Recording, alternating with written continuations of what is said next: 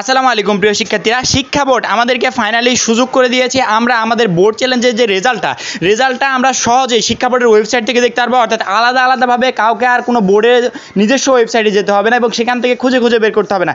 একটা মাত্র ওয়েবসাইট, যেমনভাবে আমরা এসএসসি 23 পরীক্ষার রেজাল্ট ছিলাম একটা মাত্র ওয়েবসাইট থেকে, সেম একইভাবে আমরা আমাদের বোর্ড চ্যালেঞ্জ রেজাল্টটা সকল বোর্ডের টোটাল 9টা বোর্ডের শিক্ষার্থীরা একটা মাত্র ওয়েবসাইট থেকে রোল নাম্বার, রেজিস্টার নাম্বার দিয়ে সহজে বোর্ড চ্যালেঞ্জের রেজাল্টটা চেক করতে পারবে এবং এই সুযোগটা করে দিয়েছে স্বয়ং শিক্ষা বোর্ড। আগের বছরে আমরা এরকম কখনো দেখিনি। চলো বেশি কথা না বলে সরাসরি আমরা দেখিয়ে দিই তোমরা কিভাবে বোর্ড চ্যালেঞ্জের রেজাল্টটা চেক করবে।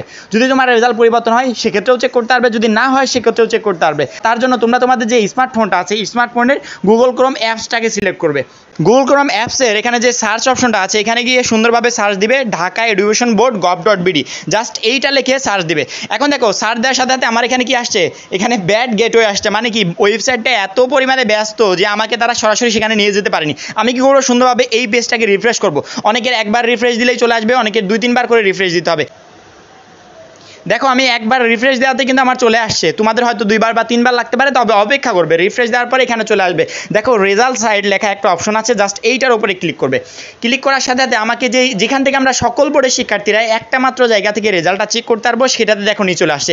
এখন যদি আমি এখানে এক্সামিনেশনে এখানে আমি আমার এক্সামটা সিলেক্ট করবো, অর্থাৎ এসএসসি দাখিল বা আদার্স কিছু হতে পারে, আমি এসএসসিটা সিলেক্ট করলাম।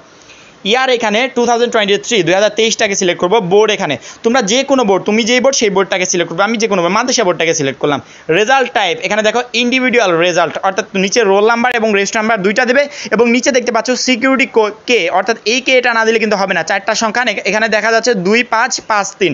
এটা যদি আমি দিয়ে গেট রেজাল্টের উপর ক্লিক করি তাহলে আমাদের রেজাল্টটা চলে আসবে, কিন্তু আমি এখানে কোনো রোল নাম্বার এবং রেজিস্টার নাম্বার দিইনি, এর জন্য আমি গেট রেজাল্টের উপর চাপ দিচ্ছি না। এখন হচ্ছে মার্কশিটের কথা। দেখো এসএসসি 23 পরীক্ষার রেজাল্ট যখন আমরা ওয়েবসাইট দিয়ে চেক করেছি, নিচে কিন্তু মার্কশিট উঠেছে, কোন সাবজেক্টে কত উঠেছে। কিন্তু সেম একইভাবে তোমরা যখন বোর্ড চ্যালেঞ্জের রেজাল্টটা এখানে চেক করবে, নিচে তোমাদের এখানে পুরো মার্কশিটটা দেখাবে যে তোমার কোন সাবজেক্টে পরিবর্তন হয়েছে, কেমন পরিবর্তন হয়েছে কিনা, সকল তথ্য তোমরা এখানে পেয়ে যাবে।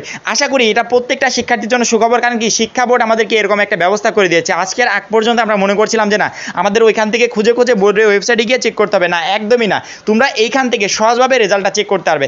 আশা করি ভিডিওটা গুরুত্বপূর্ণ ছিল। অবশ্যই এই চ্যানেলটাকে সাবস্ক্রাইব করে রাখবে। সবাই ভালো থাকবে, সুস্থ থাকবে। খোদা হাফেজ।